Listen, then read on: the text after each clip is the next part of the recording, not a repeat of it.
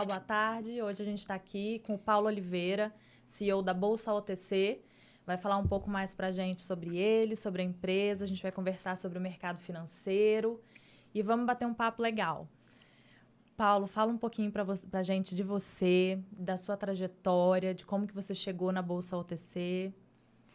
Ok, muito bem. Primeiro, muito obrigado por essa oportunidade aí. Olá para todos vocês que estão participando aqui desse podcast de Brasília para o mundo, né? Exato. É um prazer mesmo estar aqui. Bom, eu sou Paulo Oliveira, eu sou de formação engenheiro civil da Politécnica de São Paulo, eu sou de São Paulo. Eu sou Paulo de São Paulo e nasci na Vida Paulista, então eu tenho assim, uma identificação grande aí. E eu fiz engenharia e achei que eu ia trabalhar em engenharia, anos 80. E aí, quando eu me formei, estava uma bela de uma crise, eu estava numa empresa de engenharia e tinha um amigo que era estagiário de um banco, na Vida Paulista ali, que era o centro financeiro de São Paulo naquela época. E então eu convivia com ele. E aí ele foi efetivado, a vaga dele sobrou, e aí perguntaram se eu não queria ficar no lugar. Porque a maioria das pessoas que trabalhavam no banco eram da Poli, né? Chamava de um aquário da Poli ali. Era o Banco Francês e Brasileiro, que era uma divisão financeira muito conhecida do mercado financeiro naquela época, que eu não tinha noção disso. E eu achei que não era para mim, não. Eu não tinha noção do que era um banco. Para mim, banco era agência bancária, ficar batendo carimbo e ser caixa, na boca do caixa ali. Na sua cabeça, formei em engenharia, vou construir prédios. Na verdade, eu queria... Era mecânica dos solos. Eu queria fazer barragem, estrada, pé no barro, sabe? Caramba. Então, assim, pé no barro. E eu tava com o pé no barro mesmo. Então, assim, na minha cabeça não fazia sentido. Aí, as coisas acontecem sempre com um propósito, né? Então, ele falou, não. Eu falei para ele, não quero. E ele insistiu. Eu falei, não. Passou um mês. Eu encontrei com ele na rua em São Paulo, que não é uma coisa tão simples, porque não era nem a minha casa nem a dele, era num ponto lá de São Paulo. No meio da rua. Aí ele falou, Paulo, todo mundo quer o que você está falando que não quer. E agora, essa semana, você não quer mesmo? Aí eu pensei bem, falei, sabe uma coisa, eu vou falar pro meu chefe. Se ele concordar. E aí então eu cheguei na segunda-feira na empresa de engenharia, que era uma a segunda maior projetista do Brasil. Eu cheguei pro meu chefe lá e ele falou, Paulo, vem cá, eu quero conversar com você. Aí sentei lá, ele disse, eu mexia muito com sistemas de programação, porque mecânica dos solos é uma coisa que você tem que modelar, né? Não é uma coisa muito exata. Então, eu gostava muito mainframe de computador, que é o que tinha naquela época. Estou falando começo dos anos 80. Aí ele disse, nós abrimos um birô de informática e surgiu uma vaga aqui e você vai ser efetivado nessa vaga. Então, emprego, salário, que era uma coisa maravilhosa naquele momento. E eu estava já assim pensando, bom, resolvi minha dúvida. Aí ele falou, só que eu queria te dar um conselho. Não aceite. Aí, Ué? não aceite. Aí ele disse, eu acho que você não nasceu para isso, não. E isso não é engenharia, isso é computação, nada contra, mas você não é desse negócio. É uma ferramenta só, você vai ter um pouco mais de paciência, procurar outra coisa, e me convencer a não aceitar. Aí eu entendi que era para não aceitar mesmo, agradeci e fui ser estagiário no banco. Né? Só para fechar esse pedaço, anos depois já era diretor do banco, eu encontro com ele na ponte aérea, né?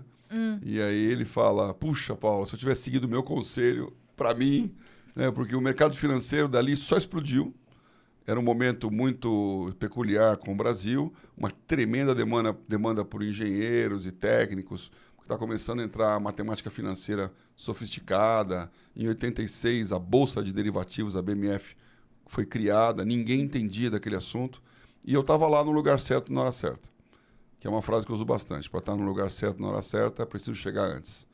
Então, boa. Antes não é a hora certa, então tem um timing que você tem que sofrer ali, né? E eu estava no lugar certo na hora certa, então, sem incompridar aqui, rapidamente eu virei operador de ouro, que era o hedge de dólar da época, ninguém podia ter, não existia o dólar flutuante. Então, é bom saber disso, o pessoal que é novo aqui, para imaginar como é que era a vida, viu? Um brasileiro podia comprar uma passagem de avião, na época era cruzeiros, em reais seria hoje, e $500 num banco. Ponto. Não tinha cartão de crédito internacional, e não podia levar mais dólar. Então, se fazer uma viagem internacional, para você pagar o hotel, 2 dias já tinha gasto dinheiro. Acabou o dinheiro. Não tinha dinheiro para comer, para viver, para fazer nada. Então, obviamente, todo mundo tinha que ter um blequista, um dólar paralelo. Então, existe um mercado que era a página de jornal do preço do dólar black, do mercado negro de dólar. E isso era misturado. Então, qualquer grande empresa tinha que ter um blequista predileto ali para fazer todas as operações internacionais. E isso era uma promiscuidade e fazer o hedge cambial era difícil, porque a empresa não podia comprar dólar paralelo e contabilizar. Então, ouro era o dólar que acompanhava o preço internacional pelo black. Então, era um ativo que era dolarizado. Então, ouro era muito, muito demandado pelas empresas e a BMF ficou, assim, com muita liquidez de opções, essas coisas, que faziam as operações financeiras. E eu estava nesse ambiente.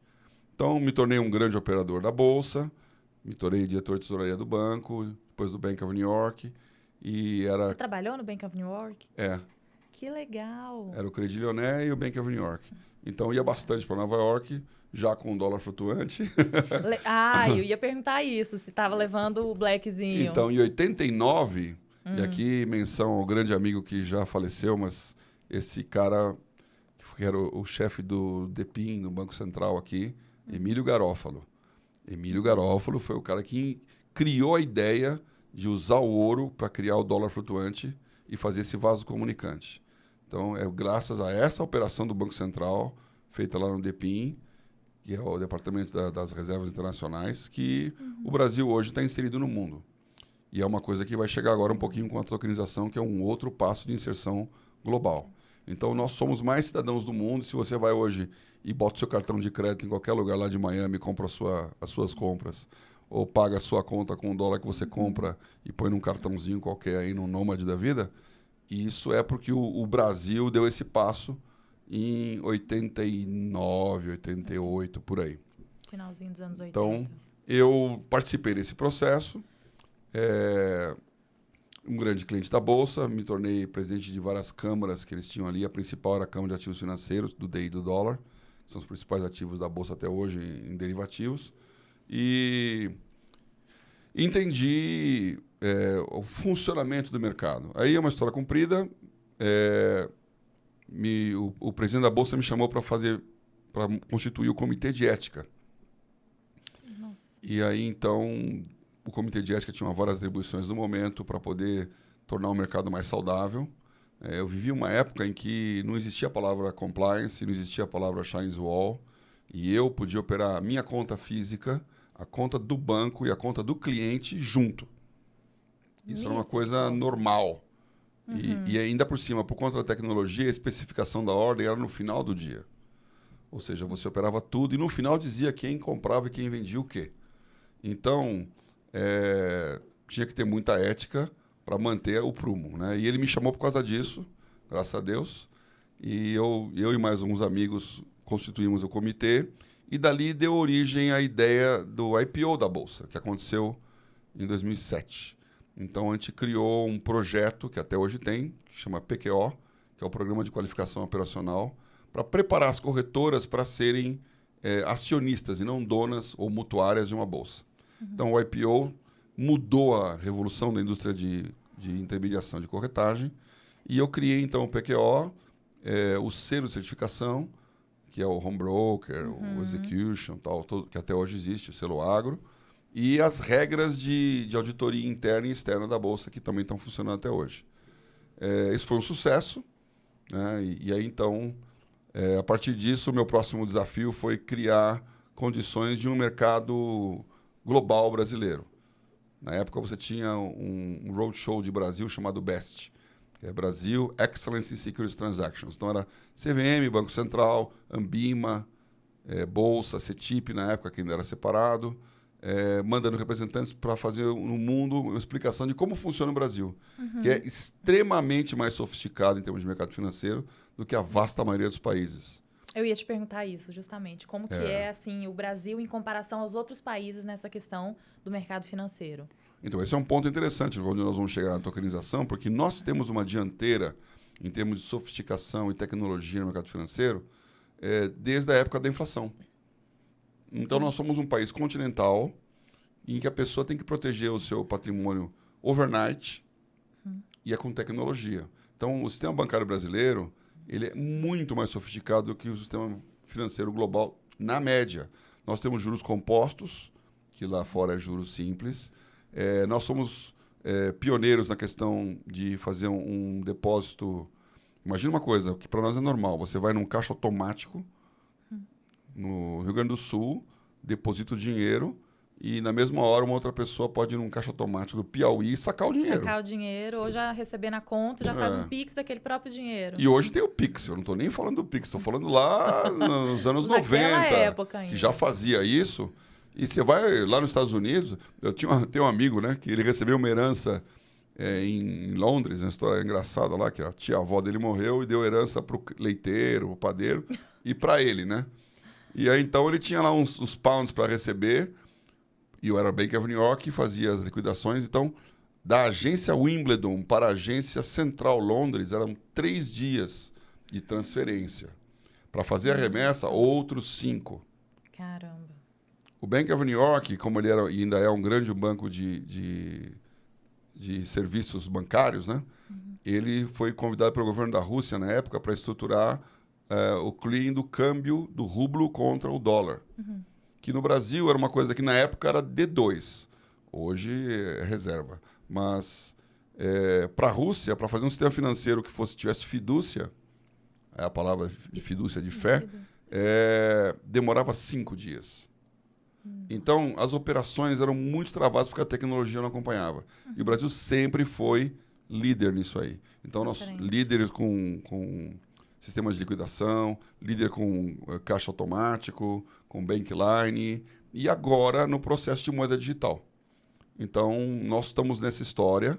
Eu vim, então, promovendo esses trabalhos de integração internacional do país, o que me deu um bom relacionamento com os multilaterais, né? Que é o BID, Banco Mundial, FMI, e, ultimamente, o BIS, né? Que é o Banco Central dos Bancos Centrais. E esse processo da moeda digital começou a surgir por conta da crise de 2008, que deu origem ao Bitcoin e à criptomoeda. Né? Então, para explicar isso legal, uma moeda ela é protegida pelo Banco Central que a emite. Então, o Banco Central é o guardião da moeda de um país. Ele é que emite, então eles têm o controle de quanta moeda está em circulação e ele que garante que ela tenha 3 características. Primeiro, reserva de valor. Então, o dinheiro que você fala R$100, ele tem que valer R$100. R$100. Antigamente, isso era garantido pelo metal da moeda. Era moeda de prata, era moeda de ouro. Então, o peso dela era o valor intrínseco que ela possuía. Então, por isso que tem até hoje notas grandes para moeda de dinheiro grande, notas menores para dinheiro menor, que é só uma questão psicológica, mas que remete a isso. Vale mais é maior. Tem mais metal ali do que na que vale menos. Isso caiu quando o padrão ouro caiu, né?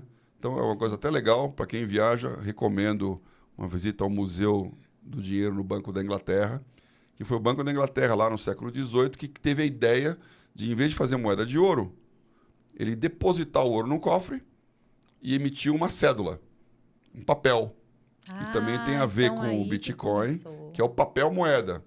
E quando você olha aquela moeda, o papel até hoje, num pound, lá está escrito: pague-se ao portador desta a quantia de tantos pounds, assinado presidente do Banco da Inglaterra e a rainha, ou agora o rei.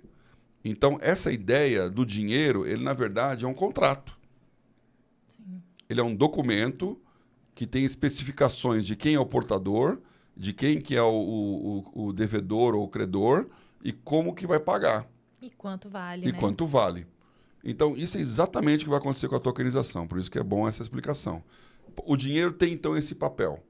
E aí, a credibilidade dele vem porque o emissor é bom, porque já não tem mais um lastro ouro. Porque antigamente só podia emitir uma nota se tivesse a quantia equivalente guardada em ouro, que é aquela correlação com a moeda. Isso caiu e a credibilidade virou quem emite. Então, se um banco emite muito dinheiro, ele gera inflação, o dinheiro passa a valer menos, E o Brasil vive esse ciclo muitas vezes. Eu tinha amigos que vinham aqui, que eu faço em outros países quando eu viajo, você sempre deixa um dinheirinho na moeda local. Você vai voltar, você já tem um trocado ali para pegar o táxi, para fazer alguma coisa e tal. Ele vinha aqui no Brasil, deixava o dinheirinho, voltava 2, 3 meses depois, não comprava nenhum chiclete. Porque, vamos supor, hoje em São Paulo, um táxi do aeroporto para Paulista é por volta de uns R$150. R$150, depois de um mês, você não comprava um chiclete. Em alguns meses, porque a inflação era galopante. É altíssimo. Então, a inflação destrói a noção do dinheiro, que é a terceira característica da moeda. A segunda é meio de troca. Então, você usa a cédula para poder dar para uma pessoa, dar para outra, trocar os bens e mercadorias que você quer comprar pelo papel moeda, para não ter escambo, que é trocar mercadoria por mercadoria. Então, esse meio de troca, o mundo digital tornou muito mais fácil. E a pandemia deixou as pessoas até com medo de pegar uma cédula. Acelerou em 30 vezes esse processo. É isso aí. Então, hoje você pega o seu celular, encosta e transferiu. Então, digitalmente, você transfere dinheiro. Então, e a terceira condição da moeda é valor de referência. Então, quando você fala $100, você imagina o que você compra. Então, sabe que um carro não vai custar $100. Mas uma refeição tem que custar menos do que $100. Dependendo do restaurante. A depender do restaurante, viu? E a inflação já está comendo esse negócio também.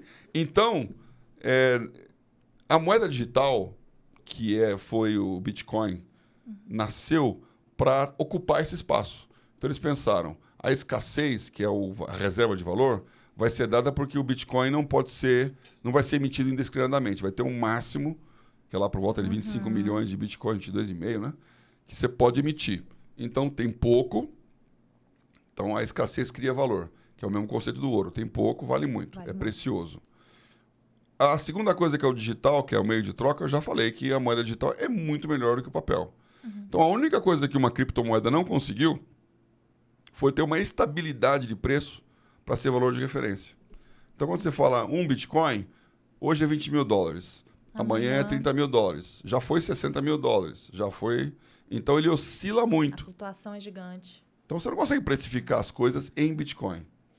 Entendendo isso, os bancos centrais, coordenados pelo BIS, criaram um grupo de trabalho lá por 2015, por aí, para entender a ameaça da criptomoeda. Porque o que eles queriam era a moeda que não tem controle. Ou seja, não tem banco central, não tem emissor, não tem nada. É a disrupção do mercado financeiro, que, se feita de uma maneira inadequada, é um desastre. Então, eles falaram, antes que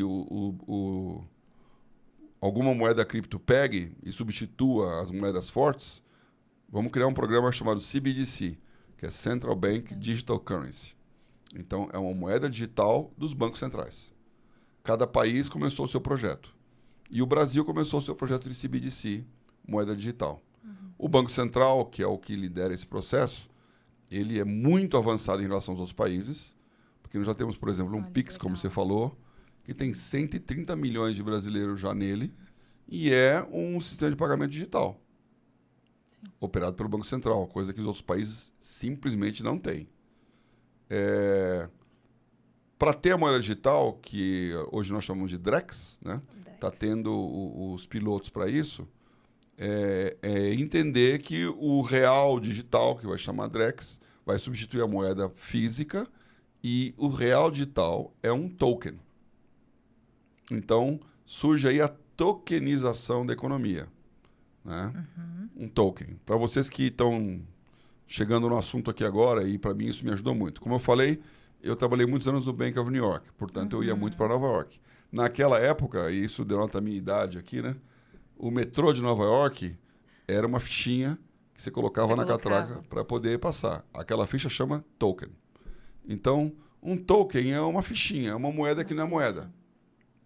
Que tem algum valor para alguma coisa. Tem uma utilidade, não é um valor, né? Uma utilidade. E aquele token, como a palavra ficha em português, para mim é a melhor descrição de token é ficha, porque tanto ele usa para poder colocar lá e fazer liquidações ou acessos, como uma ficha é um lugar que você escreve um monte de coisa. Então você anota naquela moeda todas as especificações do que vai acontecer com ela.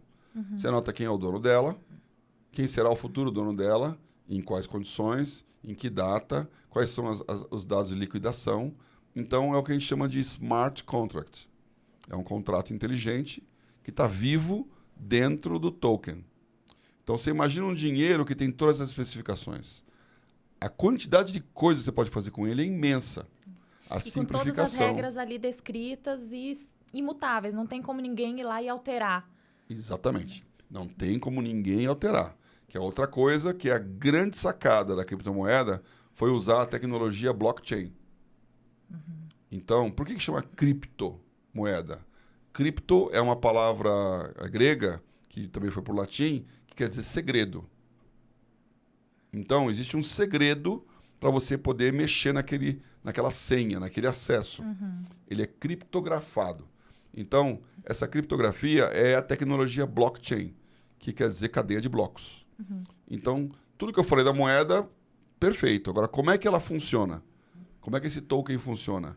Todas as especificações estão num código-fonte, na linguagem de cripto, que está jogado em todos os computadores da rede que estão funcionando. É como se fosse uma internet. É um bloquinho de informação que está em cada lugar. Que conversam entre si. E para conversar entre si tem uma senha. Só quem tem aquela senha que consegue pegar o bloquinho, reconstituir aquela informação e tê-la para si. Por isso que quem compra um Bitcoin, se perdeu a chave, a senha criptográfica, perdeu. Já era, porque ninguém consegue retrace, né? Retrieve, pegar aquele negócio todo e montar de novo. Então, isso dá segurança à operação. Então, a coisa mais segura hoje é o cripto. Não tem um hackeamento possível.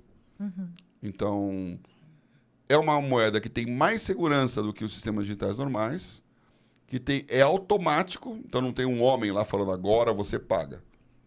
A clássica dificuldade de quem compra um carro. Você vai pagar primeiro e depois receber o documento do carro, ou você vai pegar o documento do carro e pagar. Então, o dono do proprietário do carro, ele tem medo de passar o documento no nome do outro. Primeiro eu quero receber, depois eu te dou. Põe dinheiro na minha conta. O outro, ao contrário, falou, então, espera um pouquinho, eu vou te dar o dinheiro, quem garante que eu recebo o carro? Então, esse é um risco de liquidação, que se resolve com cheque cruzado, cheque administrativo, na época do cheque, e cartórios, controles, que no fundo é tempo e dinheiro gasto nisso. Com a tokenização, a liquidação é automática, porque está escrito lá o que vai acontecer na data tal, os dados de conta de todo mundo, e ninguém fala nada, acontece, é automático. Não tem intervenção humana. Então, existe uma grande segurança do registro de dados da operação, grande segurança da liquidação da própria operação. Então, eu falei da moeda, mas o blockchain serve para tudo. E a Bolsa OTC, ela nasce quando o Banco Central cria um programa de inovações financeiras chamado LIFT, Laboratório de Inovações Financeiras e Tecnológicas, em que nesse LIFT ele está estudando fintechs e ideias de modernidade do mercado.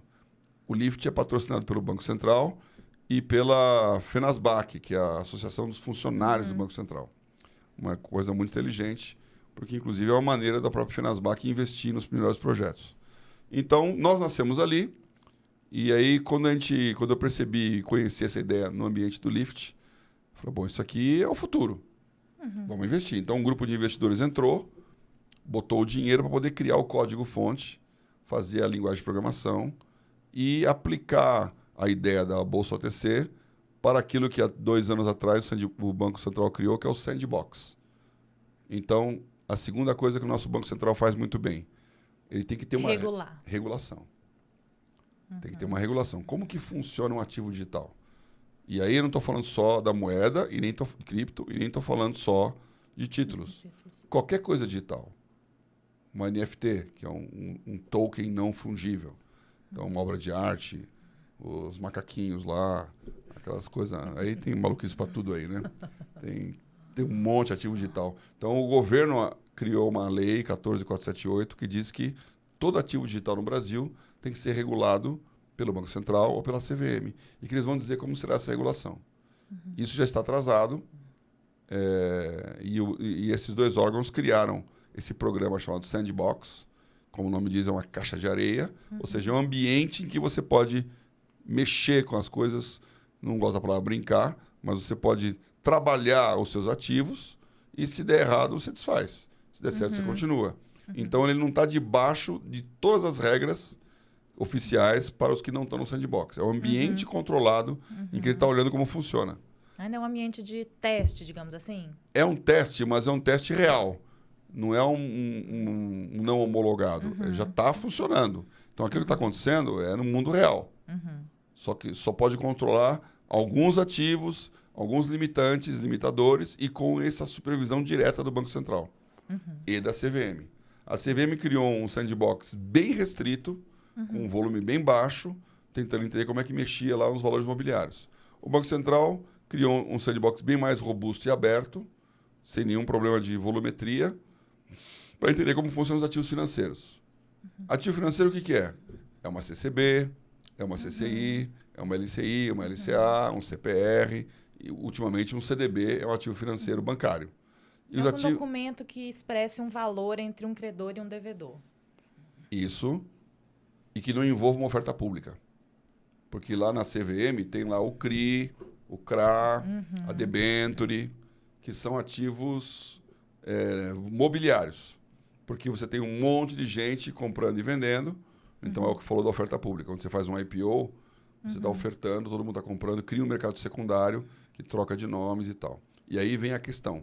Porque com a tokenização, esses mundos estão merging, estão se fundindo. Se fundindo. Então, acontece que você vai ter uma CCB, mas na hora que você criou o token, é muito fácil transferir o token de mim para você. Então, isso é o mercado secundário. E no Brasil, nós não temos hoje uma visibilidade dos preços de ativos financeiros no mercado secundário. Você não tem uma curva que a gente chama nos Estados Unidos de mercado subprime. O mercado prime é o título público. Então, cada um dá o preço do seu título ali no momento em que ele quer vender. É isso aí. Não tem um pregão, não tem uma transparência na formação do preço. Cada um dá o seu preço. Eu faço essa brincadeira lá, como eu contei essa história aqui, né? Eu virei vice-presidente da Bolsa. Então, como vice-presidente da Bolsa, tinha várias atribuições, a área internacional, a área institucional, a área educacional e tal. Então, na área educacional, a gente fica explicando como funciona o mercado regulado, formação de mercado. A Bolsa em São Paulo, fica lá no centrão de São Paulo, fica do lado de um lugar que também muita gente conhece, acho que você deve conhecer, a 25 de março. Famosa, pelo sorriso dela, já andou por lá. Então, qual que é a diferença entre um negociante da 25 de março e um negociante do pregão da Bolsa? Que naquela época era Viva Voz. Aliás, eu que acabei com o pregão Viva Voz para tristeza de muitos. Se entra um gringo com a câmera fotográfica e pergunta quanto custa isso na 25 de março, o cara olha para a cara dele e fala 3 vezes o preço. E ele acha legal, compra. E isso é considerado um bom comerciante. Entendeu? Ele fez o preço de acordo com o que ele achou que... Com a demanda, a oferta e procura. O cara vai achar barato, por que eu vou vender barato? Então, um bom comerciante, ele entende quanto que o outro está disposto a pagar e sobe ou desce o preço de acordo com aquilo. Que para um bom árabe é até uma pechincha, que fica aquela negociação de qual é o preço. Se ele engoliu, se ele não engoliu, vamos discutir. Já no mercado financeiro, isso é crime. O preço tem que ser igual para todo mundo. Então, o preço negociado de uma ação, ele tem que ser o preço que é o melhor preço que um comprador pode comprar e que um vendedor pode vender. Então, por isso tem uns books lá na Bolsa, com toda a sequência de compradores com os preços que eles têm, toda de vendedores com os preços que eles têm. E na hora que um junta com o outro, aquele preço é o melhor. Na época que era físico, você não podia ter uma roda em que alguém está negociando um preço e outro negociando no outro. Porque a transparência da formação de preço é que garante o melhor preço para todos. Então, você não pode dar um gato num gringo que chega lá desavisado. O preço é público. Quando isso acontecer com um título, então você vai ter todo mundo entendendo numa tela qual que é o preço justo para uma CCB de emissão tal, da empresa tal, com uma maturidade tal, um tempo de vida tal. Então, esse preço vai depender de 3 coisas.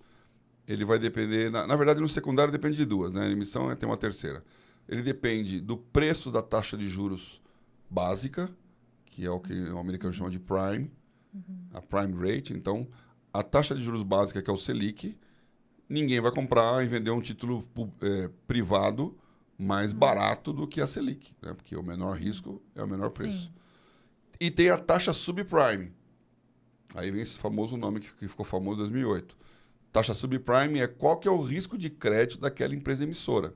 Que se ela for uma boa pagadora, ela é um risco menor.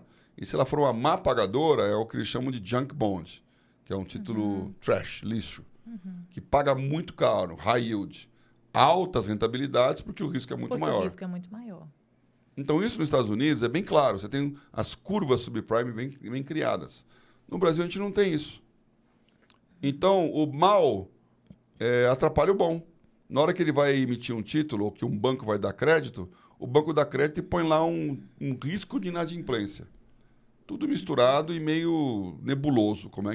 Qual o tamanho desse risco? Eles pegam a média para o setor ou a média de empresas de subtipo parecido, alguma coisa assim. Na verdade, o que os bancos fazem é oferta e procura. Então, se a empresa ela aguenta pedir emprestar o dinheiro e pagar uma taxa mais alta, ele vai no limite de que ela consegue fazer. E o spread dele aumenta, o custo do dinheiro é maior ou menor de acordo com o mercado, a política monetária. E a inadimplência, se ela for super precificada, se transforma em lucro. Se ela é subprecificada, ela é um baita no prejuízo, porque aí ele vai ter uma taxa de inadimplência maior e vai para a provisão duvidosa, essas coisas. Então, o mercado bancário ele tem o seu papel, tem o seu valor, mas existe um mercado de dívida que pode ser feito com tokenização. Então, chegando no hoje aqui, quando você emite um título tokenizado, você diminui o custo da emissão, podemos explicar melhor como, que é a tecnologia, e você permite uma visibilidade da formação daquele preço para quem quiser comprar aquele título. E fazendo isso em sequência, esta empresa que emitiu, sendo uma boa pagadora, vai ter a chance de fazer uma próxima emissão mais barato. Isso vai baixar o custo do crédito no Brasil. E essa é, em última forma, a intenção do Banco Central. Ele quer baixar o custo do crédito e democratizar o acesso ao crédito. Compreendido. Qual vai ser o papel da Bolsa OTC nesse objetivo? Então, a primeira coisa, a Bolsa OTC, ela tokeniza, ela cria o token. Então, você tem um título que já existe, já emitido, uma CCB, uma CCI, aí do ambiente do Banco Central, estão falando desses títulos aí, mas tokenização funciona de modo geral. Então, tem uma bolsa, algum emissor que cria aquele token. Ele pode ser um token nativo, ou seja, ele já nasceu puramente digital. Ou então ele está tokenizando um ativo que já tem lá, também digital, no sentido de estar num registro de computador, né? Não é um papel como antigamente, mas não é tokenizado. Qual que é a vantagem da tokenização? Você fraciona aquele título. Então, um CCB só, num valor, pode ser quebrado em pedacinhos de quanto você quiser, R$10, 50, 100, R$1.000, e aquele pedacinho pode ser vendido à parte. Então, ao pulverizar isso, você permite que um pequeno investidor consiga comprar um título que antigamente só um grande investidor poderia comprar. Então, você democratiza o acesso do investidor também. Então, o papel da Bolsa OTC é tokenizar esse título e torná-lo transparente para o mercado. E isso é emissão primária. No segundo momento, ela vai permitir um ambiente onde esse título pode ser negociado e trocado de mãos. E é o mercado secundário. Então, ela é guardiã desse ambiente. Ela não faz a emissão no sentido de substituir o banco originador ou a corretora que vai fazer a emissão. Então, não estou concorrendo com os atuais intermediários. Mas ela garante a rigidez do sistema e garante que o supervisor, no caso do Banco Central, tenha acesso ao nó dessa rede aí para saber tudo o que está acontecendo ao mesmo tempo. E principalmente a rastreabilidade de todos os entes que foram comprando e vendendo aquele ativo. Perfeito. Excelente. E vocês passam assim para quais órgãos reguladores? Somente Banco Central e CVM? Sim. Hoje, a Bolsa OTC está debaixo do Banco Central. E agora, essa regulação saindo, vai ficar mais claro quem é quem, onde e como. Né? A ideia é manter esses dois núcleos aí, mas existe um blur aí, existe um ativo digital nativo que tem que entender quem que vai controlar e como vai controlar. E tem essa questão de que esse secundário está cada vez mais fácil de ser efetivado e o mercado secundário tende a ser visto como algo que está debaixo da CVM. Então, quem e quando é uma grande discussão que tem que ser bem clara para não criar uma insegurança jurídica, que aí o pessoal prefere não emitir porque vai ter que contabilizar como aquilo. Né? A Bolsa OTC, essa parte de tokenização, ela se aproxima muito da FIDO, da gente, justamente por essa interligação direto entre um e outro. A FIDO, né, ela é peer-to-peer lending, ou seja, entre os seus pares. Então, é um investidor que, para quem está chegando agora, é um investidor que aplica dinheiro e os devedores vão pegar empréstimo com aquele dinheiro. Então, a gente pulveriza aquele investimento entre vários devedores, tomadores de crédito, justamente no intuito de democratizar esse crédito. Isso favorece as taxas serem menores e, para os investidores, os retornos mais altos. E eu estava escutando você falando, Paulo, sobre essa questão do risco. E a gente, inclusive, nós temos, né, os investidores, eles podem escolher o risco que eles querem aportar o dinheiro dele. Então, tem moderado, equilibrado e arrojado. Perfeito. Justamente pelo risco do tomador. Então, assim, é muito próximo, tudo que você falou vai muito ao encontro do que a gente também está acostumado a fazer. Vocês são um usuário perfeito do serviço da OTC, porque você consegue pulverizar isso, né? Então, você consegue, com valores menores, né? Você bota lá, sei lá, 20 mil, 50 mil reais, até menos, que para o mercado é um valor pequeno. Sim. Mas para muito investidor é um valor alto. E hoje esse investidor está meio que preso em colocar o dinheiro num bancão que vai pagar... Um CDB, que vai pagar aí... 70% do CDI. CDI. Exatamente. Então, ou então, se arriscar na bolsa e correr um risco de prejuízo grande. Isso aí é até pior, porque misturar renda fixa com renda variável é um problema de conceito, né? Então, isso aconteceu quando a taxa de Selic foi para 2%.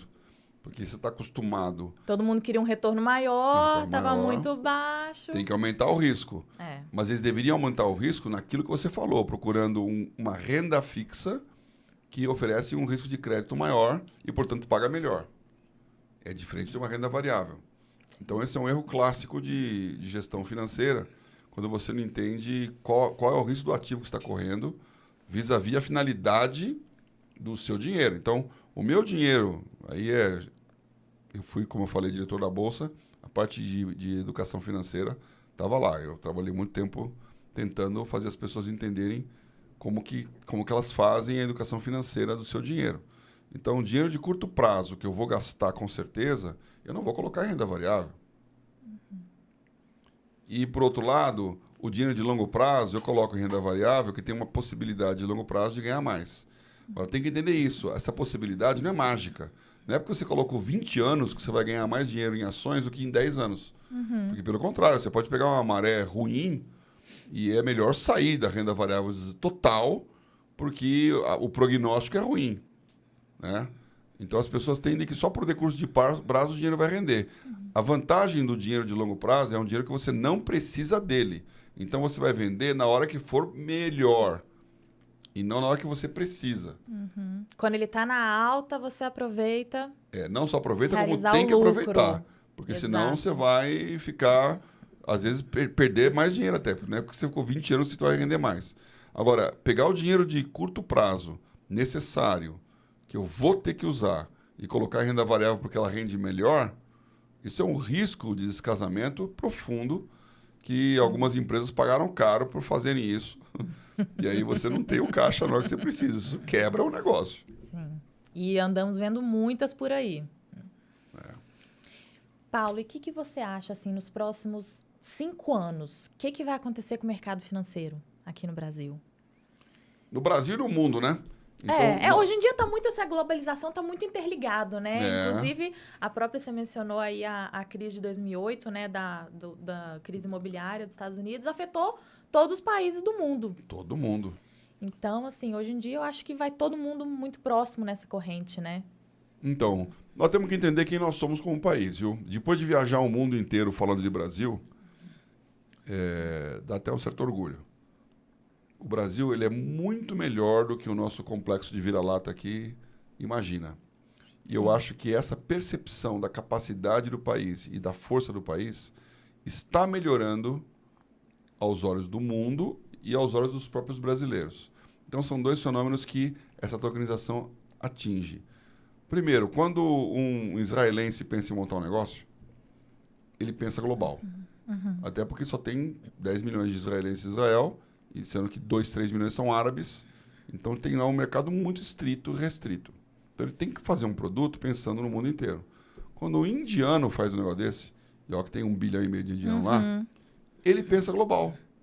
Eu, nas minhas andanças, conversei essas pessoas que vinham trocar cartão, e vinha lá um cara da Índia, tinha lá o cartão dele, a empresa dele, tinha lá Nova York, Londres, Dubai, Mumbai, né, que é o centro financeiro da Índia, e Hong Kong. Falei, nossa, você é global, a empresa é multinacional. Quantas pessoas trabalham aí? Né? Quantas pessoas trabalham? 12. Então, mas ele fez um negócio pensando no mundo. Quando um brasileiro abre um negócio, ele pensa no bairro. Ele faz uma pastelaria, um açougue, uma papelaria. Uma loja, né? Uma loja. E geralmente é um cara que perdeu o emprego, levantou o fundo de garantia e resolveu abrir um negócio. Então, o empreendedor brasileiro não tem uma visão global. A nossa inserção no mundo também é muito baixa, porque nós somos um país grande. E o que isso é vantagem, não é desvantagem. Então, eu sempre falo nas minhas palestras aí. Você pegar os 10 maiores países do mundo em economia. Você dá palestra também? Fala de empreendedorismo. Então pronto. Então, 10 maiores países do mundo em economia. O Brasil já chegou a ser o 5º. Aliás, eu tive o privilégio de estar na Inglaterra lá, nas minhas andanças lá, no dia em que o Brasil virou 5º. Foi por volta de 2012. 5ª maior economia. A 5ª maior economia do mundo, porque o nosso dólar estava 1,60 e tal. Então, em dólar, o PIB estava alto. Sim. Hoje nós estamos em 8º, 9º, de acordo com a classificação. Nós somos top 10. Se pegar os 10 maiores países em área, o Brasil é 5º maior país do mundo em área. Sendo que em área aproveitável, ele chega a ser o primeiro, porque o primeiro é a Rússia, com toda a tundra siberiana lá, inútil. O segundo é o Canadá, com todo o gelo do norte do Canadá desabitado. O terceiro é a China, que tem 1/3 de deserto. O quarto é os Estados Unidos, que só é quarto por causa do Alasca, que tem o seu petróleo, mas também está desabitado. E o quinto é o Brasil. Mas o Brasil é o país inteiro útil. E o outro indicador é população. Os 10 maiores países do mundo de população, nós éramos até o ano passado o 5º. Esse ano o Paquistão nos ultrapassou. Então, é um problema aí, até a nossa taxa de crescimento é abaixo do vegetativo. O Brasil vai atingir só o máximo de 235 milhões de habitantes. Depois não aumenta. O que é um crime. Porque os Estados Unidos tem quase 350 milhões e é uma economia forte. Quanto mais cidadãos, mais mão de obra, né? Mais mercado. Exatamente. Então, quando você junta... Agora, o interessante é isso. Quando você junta quais países no mundo são, ao mesmo tempo, top 10 em área, população e economia. Só tem 3 países no mundo que estão nessa lista. Que é os Estados Unidos, a China e o Brasil. Então, nós não somos um país qualquer. Sendo que nessa área vasta, temos riquezas naturais que quase nenhum outro país tem. Então, o Brasil, ele é o campeão de agricultura. Mas ele também é o campeão de água potável. É o campeão de energia. Porque nós temos energia eólica, nós temos energia solar, nós temos energia petróleo. O pré-sal surpreendeu todo mundo ano passado. A nossa balança comercial, recorde, deu mais de 90 bi de superávit. Nunca na história desse país. Sendo que uns 20 foi a Petrobras. Exportação de pré-sal. Exportação de pré-sal. Então, o Brasil tem uma capacidade de ser uma economia de primeiro mundo para valer muito maior do que a maioria dos países. E esse momento da integração financeira com a economia real e da moeda a serviço da economia pode catapultar esse processo. Então, empresas para crescer precisam de crédito. é o oxigênio da empresa. Exatamente. Se eu baixar o custo do crédito, explode o crescimento de empresas. E aí todos esses ecossistemas que eu falei, de energia, de agronegócio, clima, biodiversidade, tudo isso vira, em mercado interno, né? Tudo isso vira uma razão pela qual o Brasil se insere como uma moeda forte. Eu não vou dizer totalmente conversível, mas nós podemos encostar num dólar australiano, num dólar canadense, em termos de relevância no mundo. A oportunidade é muito grande. E nós não deveríamos dormir nesse ponto, não. Nós estamos diante de uma grande oportunidade e veja que eu não mencionei aqui nenhum aspecto político, que também nos favorece. Porque o mundo inteiro está indo numa direção que o Brasil está mais protegido. Né? Então, a Ucrânia e a Rússia estão em guerra. Bom, você vai investir na Rússia nesse momento? Você vai investir na Ucrânia? Não mesmo. Vai investir na Turquia, que está lá do lado? E esses países são competidores nossos em termos de captação de recursos. O Brasil não tem grandes cataclismos naturais. Todo mundo preocupado, claro, com o aquecimento global. Mas o clima bem equilibrado também. Quando você pensa no Brasil em relação ao mundo, nós estamos muito tranquilos. Eu vi um gráfico do meu amigo Antônio Cabreira, lá, que gosta de mostrar essas coisas, que ele é um grande grupo agrícola no Brasil. É um gráfico dos terremotos no mundo. E é animado. Então, você mostra onde aparece o terremoto, e de acordo com a magnitude, tem o tamanho da bola. A cor ali, o vermelhinho vai aumentando, né? O mundo inteiro está pipocando e o Brasil, zero. Quietinho.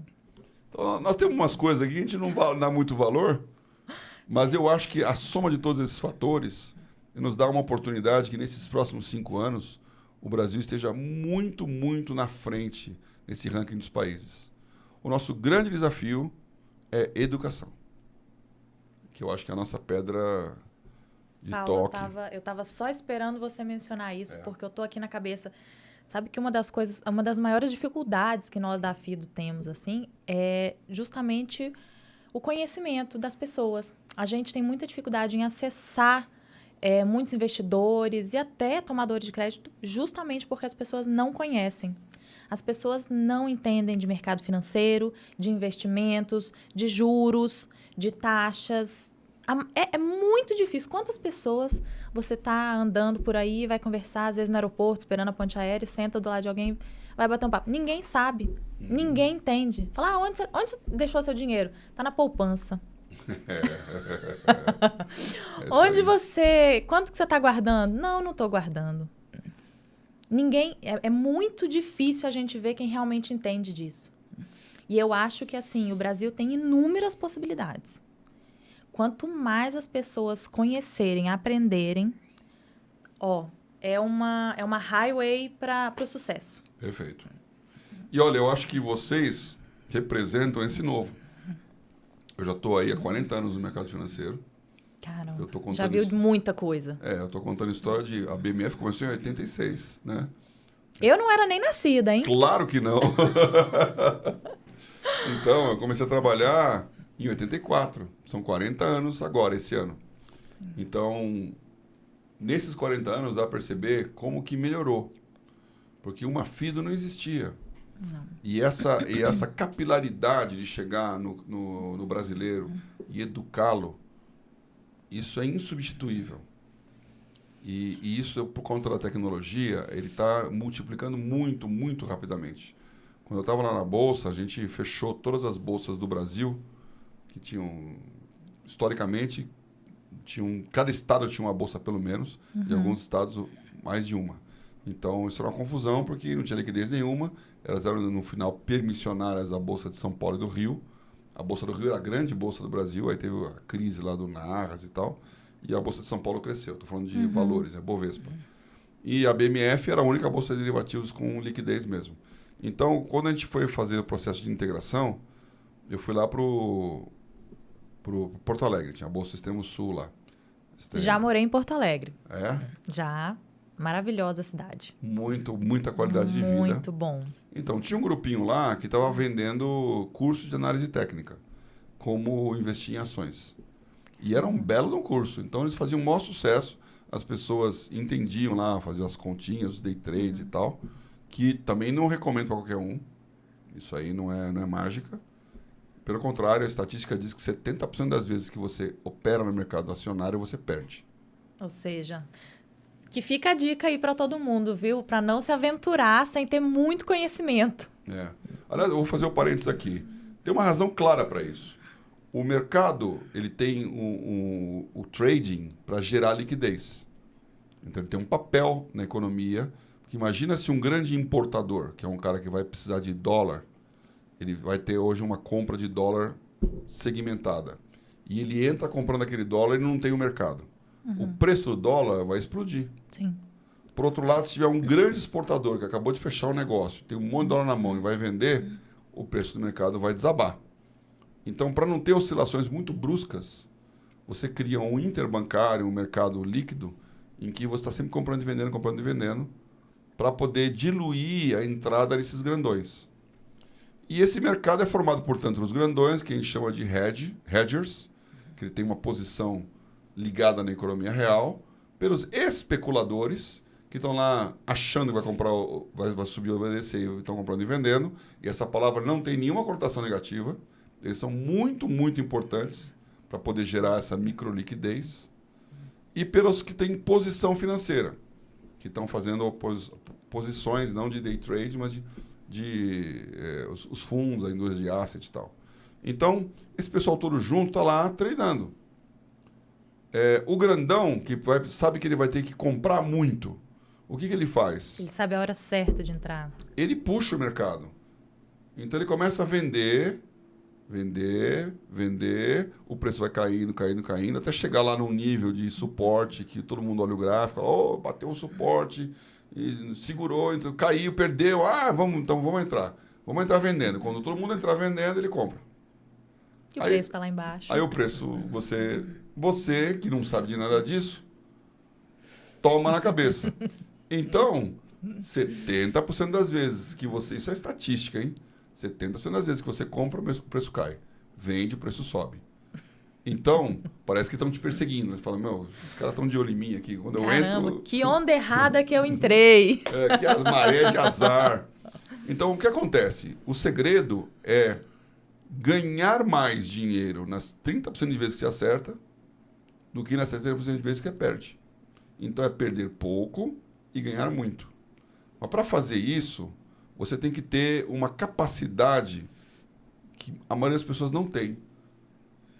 Porque todo mundo, quando compra, ele fica feliz que está subindo o preço e quer logo realizar o lucro. E quando vende, e quando ele compra e o preço cai, ele vira torcedor. Ele não tem a capacidade de zerar o prejuízo. Ele vai, vamos esperar um pouco mais, vamos esperar um pouco mais, vamos esperar um pouco mais. E só caindo. E aí que ele perde. Então, imagina você numa casa. Você construiu a sua casa. Então, na sua cabeça, você tem um preço que ela custou. O preço do terreno, o preço da construção. Vamos supor que custou 1 milhão. Aí você construiu a casa, inaugurou 1 milhão. Chega um cara e fala, quero comprar a sua casa. Você falou, pois não, pago 900. Você fala, não, ela custou 1 milhão? Não vou pagar 900. Não. E esse raciocínio é absolutamente errado. Porque você tem que olhar o que vai acontecer daqui para frente. E não o que aconteceu para trás. Ninguém no mercado sabe que ela custou 1 milhão. O que é quanto ela vai custar. Então, se você construir uma casa num lugar que vai ser desapropriado... Só vai cair. Vender por 900 é um ótimo negócio. Mas ninguém pensa assim. Então, você segura aquele prejuízo esperando o mercado voltar. Às vezes não volta, às vezes volta. Quando volta, na hora em que ele bateu no seu preço, você sai aliviado e fala, nunca mais. E aí o preço explode. One time only. E aí o preço explode na tua cara. Então você fala, eu sou muito burro. Por quê? Porque você não consegue ter a disciplina de diminuir os prejuízos e deixar os lucros crescerem. Então, trading não é para qualquer um. Não é para qualquer um. E além do fato de que tem que ter uma atenção total. Você não faz trading enquanto obtura o dente da pessoa. Não, é um foco naquilo. Você tem que viver disso. Eu conheci lá em Porto Alegre um pessoal que fazia o cursinho. Só que eles não tinha corretora. Eles só davam os cursos, todo mundo gostava, e iam operar. Mas quanto tempo que vocês não montam uma corretora? Pensando, e a Bolsa ajudou-os a procurar uma corretora e montar a corretora para aquilo que naquela época os grandes operadores não davam muita bola, que era a pessoa física, que era o home broker, né? E foi assim que nasceu a XP. Ah, é? Então, os dois eram o Marcelo Mesonave e o Guilherme Benchimol, que estavam dando cursinho lá no Sul. Nossa. Então, você vê que hoje a XP, que é uma potência, em 2009, ela não era nada. Muito rápido, né? O Brasil está mudando muito rápido. Então, a Fido, ela é nova, mas ela está pegando um novo. Então, quando você está cavalgando o novo, você está na frente de todos os velhos. E é isso que está acontecendo aqui agora. Então, eu sou muito otimista em relação aos próximos 5 anos. Nós também. Ótimo. Ô, Paulo, e essa questão assim da tecnologia da informação que a gente estava falando no começo, nem sei se estava gravando ainda ou não, mas você acha que justamente esse papel, por exemplo, da Bolsa OTC, da Fido e de tantas outras, e de muitas pessoas terem acesso, então que agora as pessoas elas conseguem fazer investimentos e trade e troca de ativos diretamente, sem precisar de um banco. Você acha que ao longo do tempo o banco ele vai acabar perdendo um pouco desse papel? Então, a intermediação sempre é necessária. Porque, como eu falei, a intermediação é o que lubrifica essas engrenagens. Né? Agora, a maneira de intermediar e a força que a intermediação tem, ela varia com o tempo. Então, vamos de novo história aqui. Por que a gente fala que banco é banco? A palavra banco, ela vem de banca no italiano. Que no português é caixa. Por isso que a gente fala caixa econômica. Pouca gente se pergunta, por que o nome é caixa econômica? Que caixa é essa, né? Então, o que acontecia? Isso estou falando, os bancos começaram na Europa no século XV, 1400, quando começaram as grandes navegações. Então, Veneza e Gênova, que eram os grandes armadores dos barcos que faziam as viagens pelo Mediterrâneo, as especiarias que iam comprar no Oriente lá, eles corriam o risco daquela empreitada e as pessoas que iam viajar nessas viagens de longo prazo, com muito risco, elas pegavam seus bens e guardavam com um fiel depositário, que guardava numa caixa, num baú. Então ele guardava lá o ouro, as riquezas, as coisas da pessoa, assinava lá o documento, falava, quando você voltar, eu devolvo. Muitos não voltavam. Então, esses guardadores começaram a ter um dinheiro ali que sobrava. E eles começaram a usar aquele dinheiro para poder financiar novas navegações. Primeiro os italianos, depois os espanhóis e portugueses. Então, essa atividade bancária de você guardar... O que é um banco? É um depósito à vista. Você põe o seu dinheiro lá e ele guarda o seu dinheiro. E o que ele faz com aquele dinheiro? Enquanto você não pega o dinheiro, ele empresta. Então, ele guarda o dinheiro de longo prazo e empresta no curto prazo. E aí, então, ele tem que se especializar em crédito para saber que aquele dinheiro vai voltar. Perfeito.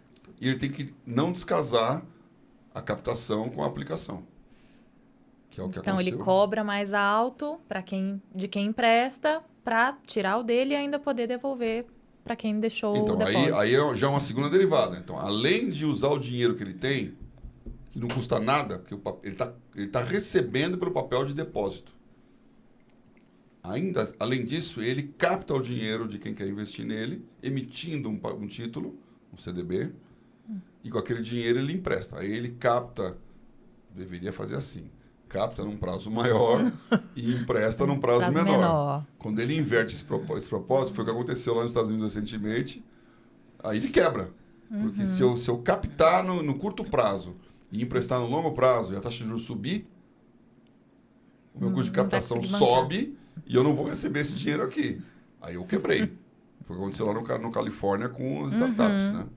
Então, isso é lição bancária one-on-one, né? O básico. Você precisa entender como os fluxos de crédito funcionam. Esse papel, portanto, ele muda. Já foi um baú onde você guardava as coisas. Já foi uma embaixo do colchão. O colchão do banqueiro, né? Ele tinha lá um cofre. Já foi uma cédula, uma cautela, né? Que você emitia um papel lá e dava para a pessoa. Agora essa cautela está digitalizada e agora estamos tokenizando.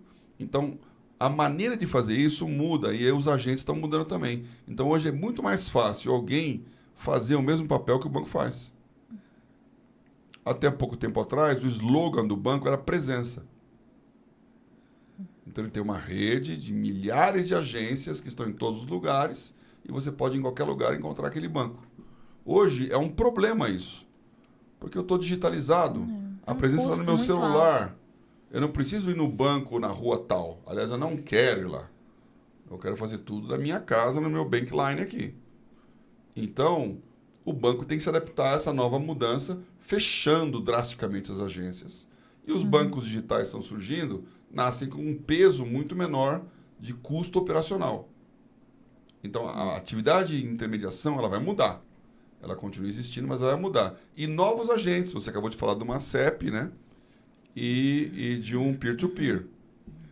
Então, uma sociedade entre pessoas é basicamente isso. Temos 3 aqui e eu atuo como banco. Então, eu pego o dinheiro de você e dou para ele. Isso é uma microatividade bancária, que hoje pode ser feita com tecnologia. Exatamente. Então, isto é disruptivo em relação a essa grande concentração bancária. Então, a tendência é que essa concentração, que no Brasil é maior que no mundo ainda, ela mude. O mix vai mudar. O banco digital vai ficar cada vez mais importante. Os grandes bancos que conseguirem fazer a transição para o digital com qualidade e com custo vão prevalecer. E tem um grande fator aí, que não é a minha área, mas eu vejo a realidade disso, que é a percepção da nova geração. Então, o meu pai, o meu avô, eles faziam questão de saber que o dinheiro deles estava no Banco do Brasil, porque o Banco do Brasil é confiável. O meu filho, ele não está muito preocupado com quem é o banco, não. Vi aqui um banco novo, tem um novo aplicativo aqui, vou abrir, gostei. Colorido, fácil legal, de usar. Fácil de mexer, é o que eu mais escuto. Ah, legal, é fácil de mexer. Vou botar aqui. Então eles não têm muita noção, não tomaram uma crise pela frente, não perderam tudo, espero que isso não aconteça, mas é o mercado. Então você tem aí o Nubank valendo mais no momento que o Itaú, que não faz nenhum sentido, aliás, já voltou. Mas por quê? Porque esse hype acontece, todo mundo acha que agora vai. E o mercado funciona assim, ele tem sempre o overshooting, né? Exagera uma direção e volta. Depois volta. Mas o futuro, essa é a única certeza. O futuro é incerto. Isso é verdade. Bom, eu acho que... Falamos bastante aqui, né? Conversamos bastante. Deixa eu ver se eu tinha mais alguma dúvida anotada aqui. Eu tinha colocado tanta coisa, mas acho que a gente conseguiu conversar muita coisa. Eu estou aqui em Brasília, né? Então a conversa aqui com o governo e com os demais é muito sobre tecnologia. A gente não falou muito sobre isso, mas só para deixar pincelado aqui, todo esse negócio de tokenização, ele tem que estar debaixo de uma tecnologia blockchain. Existem basicamente 2 modelos de tecnologia. O open source, que é o que dá origem ao Bitcoin, ao Ethereum e todas as moedas cripto, e os sistemas fechados, que foram desenvolvidos pelo próprio mercado a partir do surgimento dessas criptomoedas, entendendo que blockchain era a grande sacada do assunto. Blockchain é um assunto que veio para ficar. Então, tem uma discussão aí para onde vai essa tecnologia. Quando você pega uma tecnologia aberta, então, por exemplo, o Banco Central, para falar do Drex, ele está pedindo que o piloto seja feito na tecnologia do Hyperledger Bezel, que é uma... O que seria isso? O Hyperledger é uma carteira, né? Então, é uma carteira de investimentos baseada no Ethereum, que é a moeda cripto com uma tecnologia open source. Ou seja, todo mundo pode ir lá, faz o que quiser e pronto. Então, isso, no ponto de vista de democracia, de acesso, é bom, porque você não tem um cara impedindo a sua tecnologia. Mal comparando, falando de tecnologia, é que nem o que a Microsoft e a Apple fizeram. A Apple começou primeiro, mas quem comprava a Apple só podia usar a Apple. O código-fonte era fechado, ele tinha que usar o hardware e o software Apple. Sim. A Microsoft ela criou o sistema e falou, isso aqui é personal computer. Você quer fazer qualquer coisa, aplicativo em DOS, na época era o sistema, né? no Disc Operational System, que foi onde eu comecei a minha vida, que eu te contei aí. De trabalho. Qualquer um podia operar aquele negócio. Uhum. Então criou um baita de um mercado, porque ele era aberto. E a até Apple era hoje, fechada. né? O Android, enfim, qualquer Então, marca, qualquer modelo. Essas são as discussões. Agora, a qualidade e tal. Então, a fechada, ela tem a vantagem da privacidade e da escalabilidade. Então, É onde a Bolsa OTC vai atuar. Então, nós operamos com uma tecnologia hoje, a gente não depende dessa tecnologia, mas nós operamos hoje com a tecnologia da R3, que é uma empresa britânica, que tem um sistema chamado Corda, que é DLT, Distributed Ledger Technology. Então, a sua carteira está distribuída com uma tecnologia Corda. Isso garante mais a privacidade, garante que você pode colocar qualquer volume e tudo vai bem. Essa tecnologia ela é boa para o interbancário, por exemplo. Então, os bancos têm grandes sistemas tokenizados operando DLT Corda, faz mais sentido. Na hora de falar do varejo, faz mais sentido ter uma tecnologia aberta. Mas, de novo, nós não estamos ainda, em nenhum lugar do mundo, com a condição de colocar toda a economia digital na operação e isso ter a velocidade de operação, que são de nanosegundos de transações. Se pegar um Bitcoin para minerar, é segundos, para não dizer minutos. Sim. Então, esse é um grande drama aí. Então, existe Ainda não é uma pergunta da tecnologia que é um question mark aí. Eu queria só pontuar isso aí. Não, muito bom, muito bom. Eu tive uma aula aqui hoje. Eu vivo isso, né? Bom, Paulo, muito obrigada. Obrigada pela disposição em estar aqui. Obrigada por todos os ensinamentos, por partilhar a sua história. E estamos à disposição sempre. É um privilégio, é um prazer. E olha, estamos aqui muito, muito felizes com a Fido. E aquilo que vocês estão fazendo, ele é pioneiro. Então, é muito bom participar com o Bolsa OTC junto e ver que essas pequenas emissões, no Devagar e Sempre, elas estão na direção certa, na direção de trazer o pequeno para o mercado grande em igualdade de condições. Dá acesso a todos, né? Parabéns. Obrigada. Parabéns a vocês também. Obrigada, Paulo.